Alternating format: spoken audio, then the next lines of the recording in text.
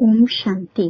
ಇಂದಿನ ಪರಮಾತ್ಮನ ಮಹಾವಾಕ್ಯ ಮುರುಳಿ ದಿನಾಂಕ 21-3-2025. ಬಾಪ್ತಾದ ಮಧುಬನ. ಮಧುರ ಮಕ್ಕಳೇ, ನೀವೀಗ ನಿಮ್ಮ ಯೋಗ ಬಲದ ಮೂಲಕ ಸಂಪೂರ್ಣ ಸೃಷ್ಟಿಯನ್ನು ಪಾವನ ಮಾಡಬೇಕು. ನೀವು ಯೋಗ ಬಲದ ಮೂಲಕ ಮಾಯೆಯ ಮೇಲೆ ವಿಜಯವನ್ನು ಪ್ರಾಪ್ತಿ ಮಾಡಿಕೊಂಡು ಜಗಜ್ಜೀತರಾಗಬಹುದು. ಇಂದಿನ ಪ್ರಶ್ನೆಯಾಗಿದೆ, ಪರಮಾತ್ಮ ತಂದೆಯ ಪಾತ್ರ ಏನಾಗಿದೆ? ಪರಮಾತ್ಮ ತಂದೆಯ ಆ ಪಾತ್ರವನ್ನು ಮಕ್ಕಳಾದ ನೀವು ಯಾವ ಆಧಾರದಿಂದ ಅರ್ಥ ಮಾಡಿಕೊಂಡಿದ್ದೀರಾ? ಉತ್ತರ, ಪರಮಾತ್ಮ ತಂದೆಯ ಪಾತ್ರ ಆಗಿದೆ ಎಲ್ಲರ ದುಃಖವನ್ನು ದೂರ ಮಾಡಿ ಎಲ್ಲರಿಗೂ ಸುಖವನ್ನು ನೀಡುವುದು. ರಾವಣನ ಬಂಧನದಿಂದ ಮುಕ್ತ ಮಾಡುವುದು ಪರಮಾತ್ಮ ತಂದೆಯ ಪಾತ್ರ ಆಗಿದೆ. ಯಾವಾಗ ಪರಮಾತ್ಮ ತಂದೆ ಈ ಸೃಷ್ಟಿಗೆ ಬರುತ್ತಾರೋ ಆಗ ಭಕ್ತಿಯ ರಾತ್ರಿ ಪೂರ್ಣ ಆಗುತ್ತದೆ. ಪರಮಾತ್ಮ ತಂದೆ ಸ್ವಯಂ ತಮ್ಮ ಪರಿಚಯವನ್ನು ಮಕ್ಕಳಿಗೆ ನೀಡುತ್ತಾರೆ ಮತ್ತು ತಮ್ಮ ಆಸ್ತಿಯ ಪರಿಚಯವನ್ನು ಮಕ್ಕಳಿಗೆ ನೀಡುತ್ತಾರೆ. ನೀವೀಗ ಒಬ್ಬ ಪರಮಾತ್ಮ ತಂದೆಯನ್ನು ಅರ್ಥ ಮಾಡಿಕೊಳ್ಳುವುದರಿಂದ ಎಲ್ಲವನ್ನೂ ಅರ್ಥ ಮಾಡಿಕೊಳ್ಳುತ್ತೀರಾ. ಇಂದಿನ ಗೀತೆಯಾಗಿದೆ, ನೀವೇ ಮಾತಾ ಆಗಿದ್ದೀರಾ, ನೀವೇ ಪಿತಾ ಆಗಿದ್ದೀರಾ. ಓಂ ಶಾಂತಿ. ಮಕ್ಕಳಾದ ನೀವು ಓಂ ಶಾಂತಿಯ ಅರ್ಥವನ್ನು ತಿಳಿದುಕೊಂಡಿದ್ದೀರಾ. ಪರಮಾತ್ಮ ತಂದೆ ತಿಳಿಸಿದ್ದಾರೆ, ನಾನು ಆತ್ಮ ಆಗಿದ್ದೇನೆ. ಈ ಸೃಷ್ಟಿ ನಾಟಕದಲ್ಲಿ ಆತ್ಮನಾದ ನನ್ನ ಪಾತ್ರವೇ ಮುಖ್ಯ ಪಾತ್ರ ಆಗಿದೆ. ಯಾರ ಪಾತ್ರ ಮುಖ್ಯ ಪಾತ್ರ ಆಗಿದೆ? ಆತ್ಮ ಶರೀರವನ್ನು ಧಾರಣೆ ಮಾಡಿಕೊಂಡು ಪಾತ್ರವನ್ನು ಅಭಿನಯ ಮಾಡುತ್ತದೆ. ಅಂದ ಮೇಲೆ ಈಗ ಮಕ್ಕಳಾದ ನಿಮ್ಮನ್ನು ಪರಮಾತ್ಮ ತಂದೆ ಆತ್ಮ ಅಭಿಮಾನಿಯನ್ನಾಗಿ ಮಾಡುತ್ತಿದ್ದಾರೆ. ಇಷ್ಟು ಸಮಯದವರೆಗೂ ನಾವೆಲ್ಲರೂ ದೇಹಾಭಿಮಾನಕ್ಕೆ ವಶ ಆಗಿದ್ದೆವು. ಈಗ ಸ್ವಯಂವನ್ನು ಆತ್ಮ ಎಂದು ತಿಳಿದುಕೊಂಡು ಪರಮಾತ್ಮ ತಂದೆಯನ್ನು ನೆನಪು ಮಾಡಬೇಕು. ನಮ್ಮ ಪರಮಾತ್ಮ ತಂದೆ ನಾಟಕದ ಪ್ಲಾನ್ನ ಅನುಸಾರ ಈಗ ಈ ಸೃಷ್ಟಿಗೆ ಬಂದಿದ್ದಾರೆ. ಪರಮಾತ್ಮ ತಂದೆ ರಾತ್ರಿಯ ಸಮಯದಲ್ಲಿ ಈ ಸೃಷ್ಟಿಗೆ ಬರುತ್ತಾರೆ. ಪರಮಾತ್ಮ ತಂದೆ ಯಾವಾಗ ಬರುತ್ತಾರೆ ಅನ್ನುವ ತಿಥಿ ತಾರೀಖ್ ಎಲ್ಲೂ ಕೂಡ ಇಲ್ಲ. ಒಂದು ವೇಳೆ ಪರಮಾತ್ಮ ತಂದೆ ಬರುವಂತಹ ತಿಥಿ ತಾರೀಖ್ ಎಲ್ಲಾದರೂ ಇದ್ದಿದ್ದರೆ ಅವಶ್ಯವಾಗಿ ಪರಮಾತ್ಮ ತಂದೆ ಕೂಡ ಲೌಕಿಕ ರೂಪದಲ್ಲೇ ಜನ್ಮವನ್ನು ಪಡೆದುಕೊಳ್ಳುತ್ತಿದ್ದರು. ಆದರೆ ಪರಮಾತ್ಮ ತಂದೆ ಪಾರಲೌಕಿಕ ತಂದೆ ಆಗಿದ್ದಾರೆ. ಪರಮಾತ್ಮ ತಂದೆ ಎಂದು ಲೌಕಿಕ ರೂಪದಲ್ಲಿ ಜನ್ಮವನ್ನು ಪಡೆದುಕೊಳ್ಳುವುದಿಲ್ಲ. ಶ್ರೀಕೃಷ್ಣನ ಜನ್ಮದಿನದ ತಿಥಿ ತಾರೀಖ್ ಸಮಯವನ್ನು ಎಲ್ಲರೂ ಹೇಳುತ್ತಾರೆ. ಅಂದ ಮೇಲೆ ಪರಮಾತ್ಮ ತಂದೆಯ ಜನ್ಮಕ್ಕೆ ದಿವ್ಯ ಜನ್ಮ ಎಂದು ಕರೆಯಲಾಗುತ್ತದೆ. ಪರಮಾತ್ಮ ತಂದೆ ಈ ಬ್ರಹ್ಮನ ತನುವಿನಲ್ಲಿ ಪ್ರವೇಶವನ್ನು ಮಾಡಿ ಈ ಬೇಹದ್ದಿನ ನಾಟಕದ ಬಗ್ಗೆ ನಮಗೆ ಜ್ಞಾನವನ್ನು ತಿಳಿಸುತ್ತಾರೆ. ಈ ಬೇಹದ್ದಿನ ನಾಟಕದಲ್ಲಿ ಅರ್ಧಕಲ್ಪ ರಾತ್ರಿಯ ಸಮಯ ಇರುತ್ತದೆ. ಯಾವಾಗ ರಾತ್ರಿ ಅಂದರೆ ಘೋರವಾದ ಅಂಧಕಾರ ಇರುತ್ತದೆಯೋ ಆಗ ನಾನು ಈ ಸೃಷ್ಟಿಗೆ ಬರುತ್ತೇನೆ ಎಂದು ಪರಮಾತ್ಮ ತಂದೆ ತಿಳಿಸುತ್ತಾರೆ. ಪರಮಾತ್ಮ ತಂದೆ ಬರುವಂತಹ ಸಮಯದ ತಿಥಿ ತಾರೀಖ್ ಯಾರಿಗೂ ಗೊತ್ತಿಲ್ಲ. ಈ ಸಮಯದಲ್ಲಿ ಭಕ್ತಿ ಕೂಡ ತಮೋ ಪ್ರಧಾನ ಆಗಿದೆ. ಅರ್ಧಕಲ್ಪ ಬೇಹದ್ದಿನ ಹಗಲಿರುತ್ತದೆ. ಪರಮಾತ್ಮ ತಂದೆ ಸ್ವಯಂ ಹೇಳುತ್ತಾರೆ, ನಾನು ಈ ಬ್ರಹ್ಮನ ತನುವಿನಲ್ಲಿ ಪ್ರವೇಶವನ್ನು ಮಾಡಿದ್ದೇನೆ. ಗೀತೆಯಲ್ಲೂ ಕೂಡ ಭಗವಾನ್ ವಾಚ್ ಎನ್ನುವ ಶಬ್ದ ಇದೆ. ಆದರೆ ಭಗವಂತ ಎಂದು ಮನುಷ್ಯ ಆಗಲು ಸಾಧ್ಯ ಇಲ್ಲ. ಅಂದರೆ ಮನುಷ್ಯರು ಭಗವಂತ ಆಗಲು ಸಾಧ್ಯ ಇಲ್ಲ. ಶ್ರೀಕೃಷ್ಣ ದೈವಿ ಗುಣವುಳ್ಳಂತಹ ಮನುಷ್ಯ ಆಗಿದ್ದಾರೆ. ಇದು ಮನುಷ್ಯರ ಲೋಕ ಆಗಿದೆ. ಇದು ದೇವತೆಗಳ ಲೋಕ ಅಲ್ಲ. ಬ್ರಹ್ಮ ದೇವತಾಯ ನಮಃ, ವಿಷ್ಣು ದೇವತಾಯ ನಮಃ, ಶಂಕರ ದೇವತಾಯ ನಮಃ ಎಂದು ಗಾಯನವನ್ನು ಮಾಡುತ್ತಾರೆ. ಬ್ರಹ್ಮ, ವಿಷ್ಣು, ಶಂಕರ ಮೂವರೂ ಕೂಡ ಸೂಕ್ಷ್ಮ ವತನದ ನಿವಾಸಿಗಳಾಗಿದ್ದಾರೆ. ಮಕ್ಕಳಿಗೆ ಗೊತ್ತಿದೆ, ಸೂಕ್ಷ್ಮ ವತನದಲ್ಲಿ ಮೂಳೆ ಮಾಂಸದ ಶರೀರ ಇರುವುದಿಲ್ಲ. ಸೂಕ್ಷ್ಮ ವತನದಲ್ಲಿ ಸೂಕ್ಷ್ಮ ರೂಪದ ಬಿಳಿಯ ಬಣ್ಣದ ನೆರಳಿನ ಶರೀರ ಇರುತ್ತದೆ. ಇನ್ನು ಯಾವಾಗ ನಾವು ಮೂಲ ವತನದಲ್ಲಿ ಇರುತ್ತೇವೋ ಆಗ ಆತ್ಮಕ್ಕೆ ಸೂಕ್ಷ್ಮ ನೆರಳಿನ ಶರೀರವೂ ಇರುವುದಿಲ್ಲ ಮತ್ತು ಮೂಳೆ ಮಾಂಸದ ಸ್ಥೂಲ ಶರೀರ ಕೂಡ ಇರುವುದಿಲ್ಲ. ಈ ಎಲ್ಲಾ ಜ್ಞಾನದ ಮಾತಿನ ಬಗ್ಗೆ ಜಗತ್ತಿನಲ್ಲಿ ಯಾವ ಮನುಷ್ಯರಿಗೂ ಗೊತ್ತಿಲ್ಲ. ಪರಮಾತ್ಮ ತಂದೆ ಬಂದು ಈ ಜ್ಞಾನದ ಮಾತನ್ನು ತಿಳಿಸುತ್ತಾರೆ. ಬ್ರಾಹ್ಮಣರೇ ಈ ಜ್ಞಾನದ ಮಾತನ್ನು ಪರಮಾತ್ಮ ತಂದೆಯ ಮೂಲಕ ಕೇಳಿಸಿಕೊಳ್ಳುತ್ತಾರೆ. ಬೇರೆ ಯಾರು ಈ ಜ್ಞಾನವನ್ನು ಕೇಳುವುದಿಲ್ಲ. ಬ್ರಾಹ್ಮಣ ವರ್ಣ ಭಾರತದಲ್ಲೇ ಇದೆ. ಯಾವಾಗ ಪರಂಪಿತ ಪರಮಾತ್ಮ ತಂದೆ ಪ್ರಜಾಪಿತ ಬ್ರಹ್ಮನ ಮೂಲಕ ಬ್ರಾಹ್ಮಣ ಧರ್ಮವನ್ನು ಸ್ಥಾಪನೆ ಮಾಡುತ್ತಾರೋ ಆಗ ಭಾರತದಲ್ಲಿ ಬ್ರಾಹ್ಮಣ ವರ್ಣ ಇರುತ್ತದೆ. ಈಗ ಬಾಬಾರವರಿಗೆ ರಚಯಿತ ಎಂದು ಕರೆಯುವುದಿಲ್ಲ. ಪರಮಾತ್ಮ ತಂದೆ ಹೊಸ ಸೃಷ್ಟಿಯನ್ನು ರಚನೆ ಮಾಡುವುದಿಲ್ಲ. ಪರಮಾತ್ಮ ತಂದೆ ಕೇವಲ ಸೃಷ್ಟಿಯನ್ನು ಪರಿವರ್ತನೆ ಮಾಡುತ್ತಾರೆ. ಎಲ್ಲರೂ ಪರಮಾತ್ಮ ತಂದೆಯನ್ನು ಕೂಗಿ ಕರೆಯುತ್ತಾರೆ, ಹೇ ಪರಮಾತ್ಮ ತಂದೆ, ಪತಿತ ಜಗತ್ತಿನಲ್ಲಿ ಬಂದು ನಮ್ಮನ್ನು ಪಾವನ ಮಾಡಿ ಎಂದು. ಅಂದ ಮೇಲೆ ಈಗ ಪರಮಾತ್ಮ ತಂದೆ ನಿಮ್ಮನ್ನು ಪಾವನ ಮಾಡುತ್ತಿದ್ದಾರೆ. ನೀವು ಪುನಃ ಯೋಗದ ಶಕ್ತಿಯ ಮೂಲಕ ಇಡೀ ಸೃಷ್ಟಿಯನ್ನೇ ಪಾವನ ಮಾಡುತ್ತಿದ್ದೀರಾ. ಮಾಯೆಯ ಮೇಲೆ ವಿಜಯವನ್ನು ಪಡೆದುಕೊಂಡು ನೀವು ಜಗಜ್ಜೀತರಾಗುತ್ತೀರಾ. ಯೋಗದ ಶಕ್ತಿಗೆ ವಿಜ್ಞಾನದ ಶಕ್ತಿ ಎಂದು ಕರೆಯಲಾಗುತ್ತದೆ. ಋಷಿ ಮುನಿ ಮುಂತಾದವರು ಶಾಂತಿ ಬೇಕು ಎಂದು ಬಯಸುತ್ತಾರೆ. ಆದರೆ ಶಾಂತಿ ಅನ್ನುವ ಶಬ್ದದ ಅರ್ಥ ಯಾರಿಗೂ ಗೊತ್ತಿಲ್ಲ. ಎಲ್ಲರೂ ಈ ಜಗತ್ತಿನಲ್ಲಿ ಅವಶ್ಯವಾಗಿ ಪಾತ್ರವನ್ನು ಅಭಿನಯ ಮಾಡಬೇಕು. ಶಾಂತಿಧಾಮ ಮಧುರವಾದ ಶಾಂತಿಯ ಲೋಕ ಆಗಿದೆ. ಈಗ ಆತ್ಮರಾದ ನಿಮ್ಮೆಲ್ಲರಿಗೂ ಗೊತ್ತಿದೆ ನಮ್ಮ ಮನೆ ಶಾಂತಿಧಾಮ ಆಗಿದೆ ಎಂದು. ನಾವು ಈ ಸಾಕಾರ ಜಗತ್ತಿಗೆ ಪಾತ್ರವನ್ನು ಅಭಿನಯ ಮಾಡುವುದಕ್ಕೋಸ್ಕರ ಬಂದಿದ್ದೇವೆ. ಹೇ ಪತಿತ ಪಾವನ, ದುಃಖಹರ್ತ, ಸುಖಕರ್ತ ಪರಮಾತ್ಮ ತಂದೆ, ನೀವು ಬನ್ನಿ. ನೀವು ಬಂದು ರಾವಣನ ಬಂಧನದಿಂದ ನಮ್ಮನ್ನು ಮುಕ್ತ ಮಾಡಿ ಎಂದು ಎಲ್ಲರೂ ಪರಮಾತ್ಮ ತಂದೆಯನ್ನು ಕೂಗಿ ಕರೆಯುತ್ತಾರೆ. ಭಕ್ತಿ ಅಂದರೆ ರಾತ್ರಿಯಾಗಿದೆ, ಜ್ಞಾನ ಅಂದರೆ ಹಗಲಾಗಿದೆ. ಈಗ ಭಕ್ತಿ ಅನ್ನುವ ರಾತ್ರಿಯ ಅಂತ್ಯ ಆಗುತ್ತದೆ. ಪುನಃ ಜ್ಞಾನದ ಜೈ ಜೈಕಾರ ಆಗುತ್ತದೆ. ಇದು ಆಟ ಆಗಿದೆ. ಇದು ಸುಖ ಮತ್ತು ದುಃಖದ ಆಟ ಆಗಿದೆ. ನಿಮಗೆ ಗೊತ್ತಿದೆ, ಮೊದಲು ನಾವು ಸ್ವರ್ಗದಲ್ಲಿ ನಿವಾಸವನ್ನು ಮಾಡುತ್ತಿದ್ದೆವು. ನಂತರ ಕೆಳಗಡೆ ಇಳಿಯುತ್ತಾ ಇಳಿಯುತ್ತಾ ಈಗ ನರಕದಲ್ಲಿ ಇದ್ದೇವೆ. ಕಲಿಯುಗ ಯಾವಾಗ ಸಮಾಪ್ತಿಯಾಗುತ್ತದೆ, ಪುನಃ ಸತ್ಯುಗ ಯಾವಾಗ ಬರುತ್ತದೆ ಅನ್ನುವುದು ಜಗತ್ತಿನಲ್ಲಿ ಯಾರಿಗೂ ಗೊತ್ತಿಲ್ಲ.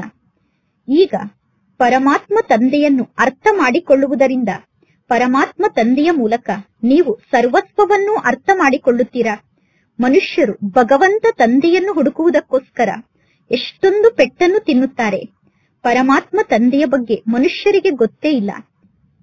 ಪರಮಾತ್ಮ ತಂದೆ ಬಂದು ತಮ್ಮ ಪರಿಚಯವನ್ನು ನೀಡಿದಾಗ ಮಾತ್ರ ಪರಮಾತ್ಮ ತಂದೆಯನ್ನು ಅರ್ಥ ಮಾಡಿಕೊಳ್ಳಲು ಸಾಧ್ಯ. ಮತ್ತು ಪರಮಾತ್ಮ ತಂದೆ ಬಂದು ಆಸ್ತಿಯ ಪರಿಚಯವನ್ನು ನೀಡಿದಾಗ ತಂದೆ ನೀಡುವಂತಹ ಆಸ್ತಿಯ ಬಗ್ಗೆ ಅರ್ಥ ಮಾಡಿಕೊಳ್ಳಲು ಸಾಧ್ಯ.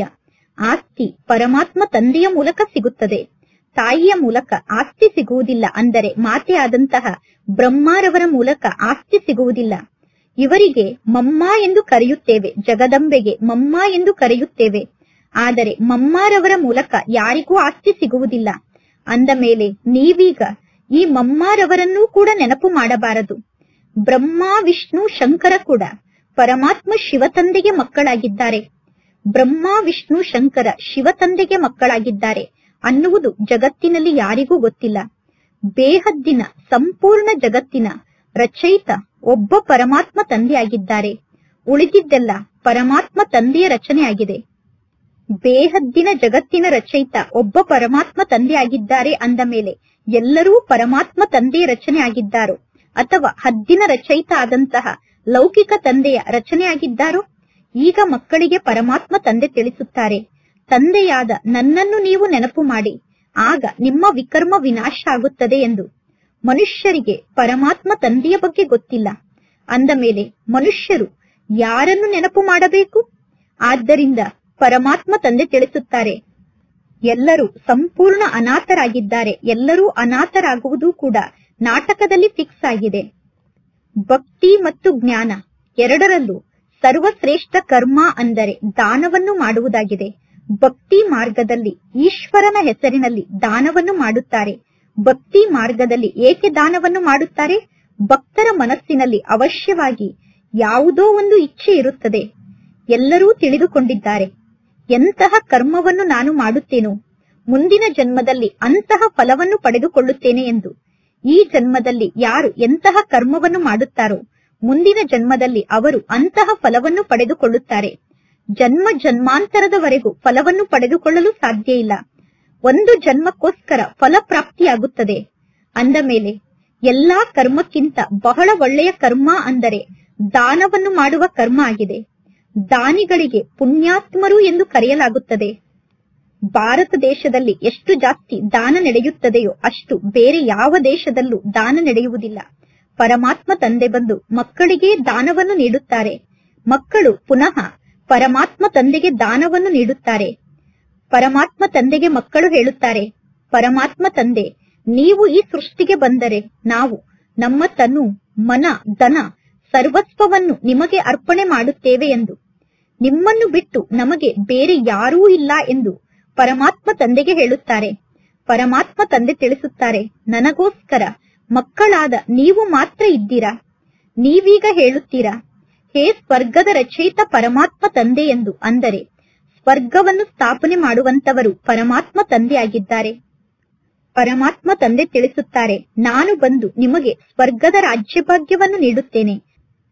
ಮಕ್ಕಳು ಪರಮಾತ್ಮ ತಂದೆಯ ಹೆಸರಿನಲ್ಲಿ ಸರ್ವಸ್ವವನ್ನು ತಂದೆಗೆ ಅರ್ಪಣೆ ಮಾಡುತ್ತಾರೆ. ಬಾಬಾ, ನನ್ನ ಸರ್ವಸ್ವವು ನಿಮ್ಮದಾಗಿದೆ ಎಂದು ಪರಮಾತ್ಮ ತಂದೆಗೆ ಹೇಳುತ್ತಾರೆ. ಭಕ್ತಿ ಮಾರ್ಗದಲ್ಲೂ ಕೂಡ ಹೇಳುತ್ತಾ ಬಂದಿದ್ದಾರೆ, ಬಾಬಾ ಎಲ್ಲವನ್ನೂ ನೀವೇ ನೀಡಿದ್ದೀರಾ ಎಂದು. ಪುನಃ ಪರಮಾತ್ಮ ತಂದೆ ನೀಡಿರುವಂತಹ ಆಸ್ತಿಯನ್ನು ಕಳೆದುಕೊಂಡಾಗ ದುಃಖಿಗಳಾಗಿ ಬಿಡುತ್ತಾರೆ. ಭಕ್ತಿ ಮಾರ್ಗದಲ್ಲಿ ಅಲ್ಪ ಕಾಲದ ಸುಖ ಪ್ರಾಪ್ತಿಯಾಗುತ್ತದೆ. ಪರಮಾತ್ಮ ತಂದೆ ತಿಳಿಸುತ್ತಾರೆ, ಭಕ್ತಿ ಮಾರ್ಗದಲ್ಲಿ ನೀವು ತಂದೆಯಾದ ನನ್ನ ಹೆಸರಿನಲ್ಲಿ ಇಂಡೈರೆಕ್ಟ್ ಆಗಿ ದಾನ ಪುಣ್ಯವನ್ನು ಮಾಡುತ್ತೀರಾ. ಅದರ ಫಲ ಕೂಡ ನಿಮಗೆ ಪ್ರಾಪ್ತಿಯಾಗುತ್ತದೆ. ಈ ಸಮಯದಲ್ಲಿ ನಾನು ನಿಮಗೆ ಕರ್ಮ, ಅಕರ್ಮ ಮತ್ತು ವಿಕರ್ಮದ ರಹಸ್ಯವನ್ನು ಕುಳಿತು ತಿಳಿಸುತ್ತಿದ್ದೇನೆ. ಭಕ್ತಿ ಮಾರ್ಗದಲ್ಲಿ ನೀವು ಎಂತಹ ಕರ್ಮವನ್ನು ಮಾಡುತ್ತೀರೋ ಆ ಕರ್ಮಕ್ಕೆ ತಕ್ಕಂತೆ ಅಲ್ಪ ಕಾಲದ ಸುಖ ನನ್ನ ಮೂಲಕ ನಿಮಗೆ ಪ್ರಾಪ್ತಿಯಾಗುತ್ತದೆ. ಈ ಎಲ್ಲಾ ಜ್ಞಾನದ ಮಾತು ಜಗತ್ತಿನಲ್ಲಿ ಯಾರಿಗೂ ಗೊತ್ತಿಲ್ಲ. ಪರಮಾತ್ಮ ತಂದೆ ಬಂದು ಕರ್ಮದ ಗತಿಯ ಬಗ್ಗೆ ತಿಳಿಸುತ್ತಾರೆ. ಸತ್ಯಯುಗದಲ್ಲಿ ಎಂದೂ ಕೂಡ ಯಾರು ಕೆಟ್ಟ ಕರ್ಮವನ್ನು ಮಾಡುವುದಿಲ್ಲ. ಸತ್ಯಯುಗದಲ್ಲಿ ಸದಾ ಸುಖ ಇರುತ್ತದೆ. ಎಲ್ಲರೂ ಸುಖಧಾಮವನ್ನು ನೆನಪು ಮಾಡುತ್ತಾರೆ. ಎಲ್ಲರೂ ಸ್ವರ್ಗವನ್ನು ನೆನಪು ಮಾಡುತ್ತಾರೆ. ಈಗ ನೀವು ನರಕದಲ್ಲಿ ಕುಳಿತಿದ್ದೀರಾ. ಪುನಃ ಹೇಳುತ್ತಾರೆ, ಸತ್ತವರು ಸ್ವರ್ಗಕ್ಕೆ ಹೋದರು ಎಂದು. ಯಾರಾದರೂ ಸತ್ತರೆ ಸತ್ತವರು ಸ್ವರ್ಗಕ್ಕೆ ಹೋದರು ಎಂದು ಪುನಃ ಹೇಳುತ್ತಾರೆ. ಆತ್ಮಕ್ಕೆ ಸ್ವರ್ಗ ಎಷ್ಟೊಂದು ಇಷ್ಟ ಆಗುತ್ತದೆ. ಆತ್ಮವೇ ಹೇಳುತ್ತದೆ, ಇಂಥವರು ಸ್ವರ್ಗದ ನಿವಾಸಿಯಾದರು ಎಂದು. ಆದರೆ ತಮೋ ಪ್ರಧಾನರಾಗಿರುವ ಕಾರಣ ಸ್ವರ್ಗ ಅಂದರೆ ಏನು, ನರಕ ಅಂದರೆ ಏನು ಅನ್ನುವುದು ಯಾರಿಗೂ ಗೊತ್ತಿಲ್ಲ. ಬೇಹದ್ದಿನ ತಂದೆ ತಿಳಿಸುತ್ತಾರೆ, ನೀವೆಲ್ಲರೂ ಈಗ ಬಹಳಷ್ಟು ತಮೋ ಪ್ರಧಾನರಾಗಿದ್ದೀರಾ. ನಾಟಕದ ಬಗ್ಗೆ ನಿಮಗೆ ಗೊತ್ತಿಲ್ಲ. ಈ ಸೃಷ್ಟಿ ಚಕ್ರ ಹೇಗೆ ತಿರುಗುತ್ತದೆ ಅನ್ನುವುದು ನಿಮಗೆ ಗೊತ್ತಿದೆ. ಅಂದ ಮೇಲೆ ಅವಶ್ಯವಾಗಿ ಈ ಸೃಷ್ಟಿ ಚಕ್ರ ಇದೇ ರೀತಿ ಪುನರಾವರ್ತನೆ ಆಗುತ್ತದೆ. ಜಗತ್ತಿನ ಜನ ಕೇವಲ ಬಾಯಿ ಮಾತಿಗೆ ಇದು ನಾಟಕ ಆಗಿದೆ ಎಂದು ಹೇಳುತ್ತಾರೆ. ಈಗ ಇದು ಸಂಗಮ ಯುಗ ಆಗಿದೆ. ಈ ಒಂದು ಸಂಗಮ ಯುಗದ ಬಗ್ಗೆ ಗಾಯನ ಇದೆ. ಅರ್ಧ ಕಲ್ಪದವರೆಗೂ ದೇವತೆಗಳ ರಾಜ್ಯ ನಡೆಯುತ್ತದೆ. ನಂತರ ಆ ರಾಜ್ಯ ಎಲ್ಲಿಗೆ ಹೋಗುತ್ತದೆ, ದೇವತೆಗಳ ಮೇಲೆ ಯಾರು ವಿಜಯವನ್ನು ಪಡೆದುಕೊಳ್ಳುತ್ತಾರೆ ಅನ್ನುವ ಯಾವ ಮಾತಿನ ಬಗ್ಗೆಯೂ ಯಾರಿಗೂ ಗೊತ್ತಿಲ್ಲ. ಪರಮಾತ್ಮ ತಂದೆ ತಿಳಿಸುತ್ತಾರೆ, ರಾವಣ ದೇವತೆಗಳ ಮೇಲೆ ವಿಜಯವನ್ನು ಪಡೆದುಕೊಳ್ಳುತ್ತಾನೆ. ಜಗತ್ತಿನ ಜನ ದೇವತೆಗಳು ಮತ್ತು ಅಸುರರು ಯುದ್ಧವನ್ನು ಮಾಡಿದರು ಎಂದು ಶಾಸ್ತ್ರದಲ್ಲಿ ತೋರಿಸಿದ್ದಾರೆ. ಈಗ ಪರಮಾತ್ಮ ತಂದೆ ತಿಳಿಸುತ್ತಾರೆ, ಪಂಚವಿಕಾರ ಅನ್ನುವ ರಾವಣನಿಗೆ ನೀವು ಸೋಲುತ್ತೀರಾ. ಪುನಃ ರಾವಣನ ಮೇಲೆ ನೀವು ವಿಜಯವನ್ನು ಪಡೆದುಕೊಳ್ಳುತ್ತೀರಾ. ನೀವೇ ಪೂಜ್ಯರಾಗಿದ್ದೀರಿ. ನಂತರ ನೀವೇ ಪೂಜಾರಿಗಳು ಮತ್ತು ಪತಿತರಾಗುತ್ತೀರಾ. ಅಂದ ಮೇಲೆ ನೀವು ರಾವಣನಿಗೆ ಸೋತಂತೆ ಆಯಿತು ತಾನೆ. ಯಾವಾಗ ನೀವು ಪೂಜಾರಿ ಆಗುತ್ತೀರೋ, ಪತಿತರಾಗುತ್ತೀರೋ, ಆಗ ರಾವಣನಿಗೆ ಸೋಲುತ್ತೀರಾ. ರಾವಣ ನಿಮ್ಮ ಶತ್ರು ಆಗಿರುವ ಕಾರಣ ನೀವು ರಾವಣನನ್ನು ಸದಾ ಸುಡುತ್ತಾ ಬಂದಿದ್ದೀರಾ. ಆದರೆ ರಾವಣನ ಬಗ್ಗೆ ನಿಮಗೆ ಗೊತ್ತಿರಲಿಲ್ಲ. ಈಗ ಪರಮಾತ್ಮ ತಂದೆ ತಿಳಿಸುತ್ತಾರೆ, ರಾವಣನಿಗೆ ವಶ ಆಗಿರುವ ಕಾರಣ ನೀವು ಪತಿತರಾಗಿದ್ದೀರಾ. ಈ ವಿಕಾರಕ್ಕೆ ಮಾಯೆ ಎಂದು ಕರೆಯಲಾಗುತ್ತದೆ. ಮಾಯೆಯ ಮೇಲೆ ವಿಜಯವನ್ನು ಪಡೆದುಕೊಂಡು ಜಗತ್ತಿನ ಮೇಲೆ ವಿಜಯವನ್ನು ಪಡೆದುಕೊಳ್ಳಬೇಕು. ಈ ರಾವಣ ನಮ್ಮೆಲ್ಲರ ಹಳೆಯ ಶತ್ರು ಆಗಿದ್ದಾನೆ. ನೀವೀಗ ಶ್ರೀಮತದಂತೆ ನಡೆದು ಈ ಪಂಚವಿಕಾರದ ಮೇಲೆ ವಿಜಯವನ್ನು ಪಡೆದುಕೊಳ್ಳುತ್ತೀರಾ. ಪರಮಾತ್ಮ ತಂದೆ ಬಂದಿರುವುದೇ ನಮಗೆ ವಿಜಯವನ್ನು ಪ್ರಾಪ್ತಿ ಮಾಡಿಸಲು. ಇದು ಒಂದು ಆಟ ಆಗಿದೆ. ಮಾಯೆಗೆ ಸೋತರೆ ಸೋತಂತೆ, ಮಾಯೆಯನ್ನು ಗೆದ್ದರೆ ಗೆದ್ದಂತೆ. ಪರಮಾತ್ಮ ತಂದೆ ಮಾಯೆಯ ಮೇಲೆ ನಮ್ಮನ್ನು ವಿಜಯನ್ನಾಗಿ ಮಾಡುತ್ತಾರೆ.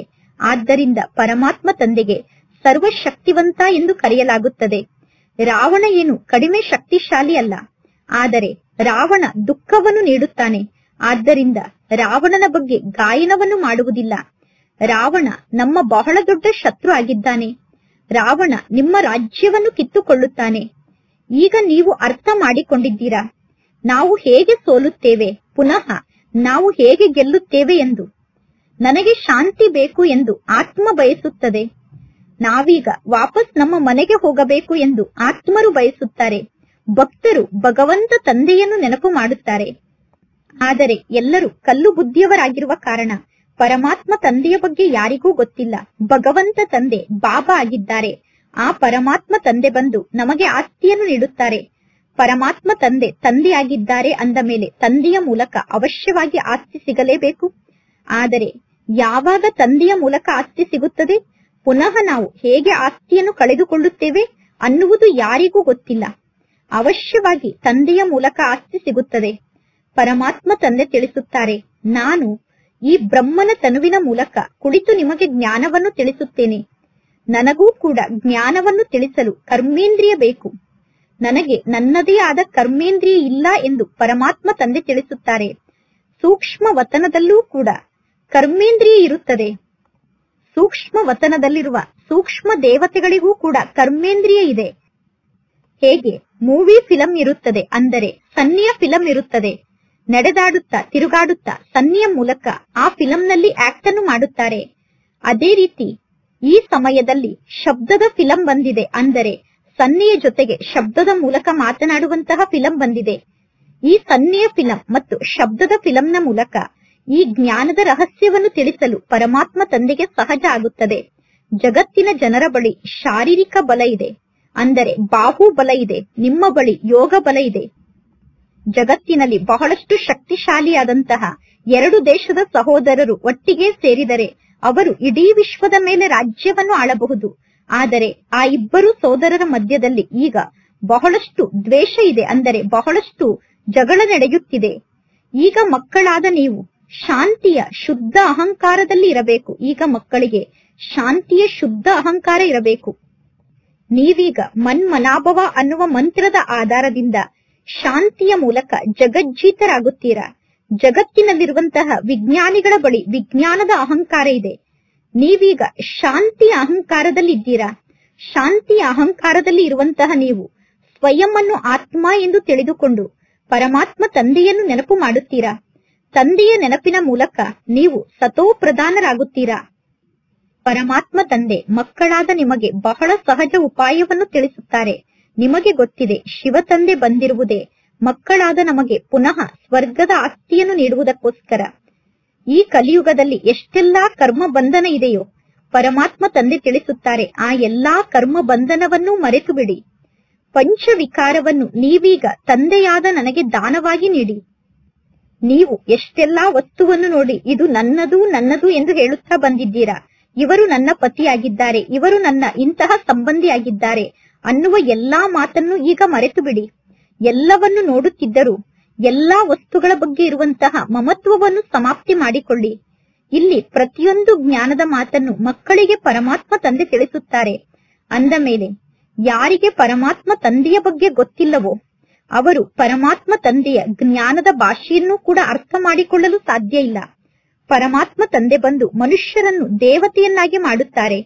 ದೇವತೆಗಳು ಸತ್ಯಯುಗದಲ್ಲಿ ಇರುತ್ತಾರೆ, ಕಲಿಯುಗದಲ್ಲಿ ಮನುಷ್ಯರು ಇರುತ್ತಾರೆ. ಕಲಿಯುಗದ ಈ ಅಂತಿಮ ಸಮಯದವರೆಗೂ ದೇವತೆಗಳ ಸಂಕೇತ ಇದೆ, ಅಂದರೆ ದೇವತೆಗಳ ಚಿತ್ರ ಇದೆ. ನೀವೀಗ ಹೇ ಪತಿತ ಪಾವನ ಎಂದು ಕರೆಯುತ್ತೀರಾ. ಪರಮಾತ್ಮ ತಂದೆ ತಿಳಿಸುತ್ತಾರೆ, ಪರಮಾತ್ಮ ತಂದೆಯಾದ ನಾನು ಎಂದೂ ಕೂಡ ಕನಿಷ್ಠ ಆಗುವುದಿಲ್ಲ. ಪರಮಾತ್ಮ ತಂದೆ ಎಂದೂ ಕೂಡ ತಮ್ಮ ಶಕ್ತಿಯನ್ನು ಕಳೆದುಕೊಳ್ಳುವುದಿಲ್ಲ. ನೀವು ಹೇಳುತ್ತೀರಾ, ನಾವು ಪಾವನ ಆತ್ಮರಾಗಿದ್ದೆವು, ನಂತರ ನಾವೇ ಎಲ್ಲಾ ಶಕ್ತಿಯನ್ನು ಕಳೆದುಕೊಂಡು ಸಂಪೂರ್ಣ ಪತಿತರಾಗಿದ್ದೇವೆ, ಅಂದರೆ ಸಂಪೂರ್ಣ ಕನಿಷ್ಠರಾಗಿದ್ದೇವೆ. ಈಗ ಪರಮಾತ್ಮ ತಂದೆ ನೀವು ಬಂದು ನಮ್ಮನ್ನು ಪಾವನ ಮಾಡಿ, ಆಗ ನಾವು ನಮ್ಮ ಮನೆಗೆ ವಾಪಸ್ ಹೋಗಲು ಸಾಧ್ಯ ಎಂದು. ಇದು ಆತ್ಮಿಕ ಜ್ಞಾನ ಆಗಿದೆ. ಅವಿನಾಶಿ ಜ್ಞಾನರತ್ನವನ್ನು ಪರಮಾತ್ಮ ತಂದೆ ನೀಡುತ್ತಿದ್ದಾರೆ. ಇದು ಅವಿನಾಶಿ ಜ್ಞಾನರತ್ನ ಆಗಿದೆ. ಇದು ಹೊಸ ಜ್ಞಾನ ಆಗಿದೆ. ಈಗ ನೀವು ಈ ಜ್ಞಾನದ ಶಿಕ್ಷಣವನ್ನು ಕಲಿಯುತ್ತಿದ್ದೀರಾ. ಪರಮಾತ್ಮ ತಂದೆ ಈಗ ನಿಮಗೆ ಈ ಜ್ಞಾನದ ಶಿಕ್ಷಣವನ್ನು ಕಲಿಸುತ್ತಿದ್ದಾರೆ. ರಚಯಿತ ಮತ್ತು ರಚನೆಯ ಆದಿ ಮಧ್ಯ ಅಂತ್ಯದ ರಹಸ್ಯವನ್ನು ಪರಮಾತ್ಮ ತಂದೆ ತಿಳಿಸುತ್ತಾರೆ. ಈಗ ಇದು ಹಳೆಯ ಜಗತ್ತಾಗಿದೆ. ಈ ಜಗತ್ತಿನಲ್ಲಿ ನಿಮಗೆ ಎಷ್ಟೆಲ್ಲಾ ಮಿತ್ರ ಸಂಬಂಧಿಗಳಿದ್ದಾರೋ ದೇಹ ಸಹಿತವಾಗಿ ಎಲ್ಲರ ಬಗ್ಗೆ ಇರುವಂತಹ ಮಮತ್ವವನ್ನು ಸಮಾಪ್ತಿ ಮಾಡಿಕೊಳ್ಳಿ. ಈಗ ಮಕ್ಕಳಾದ ನೀವು ನಿಮ್ಮ ಸರ್ವಸ್ವವನ್ನು ಪರಮಾತ್ಮ ತಂದೆಗೆ ಅರ್ಪಣೆ ಮಾಡುತ್ತೀರಾ?